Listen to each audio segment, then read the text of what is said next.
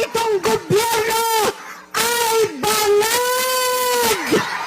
Walang malay!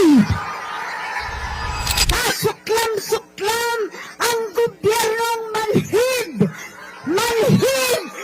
At walang pakialam sa hirap ng ating mga magsasaka at mangingisda, mga sektor na nagpapakain sa atin na halos walang makain, gutom ang mga pamilya.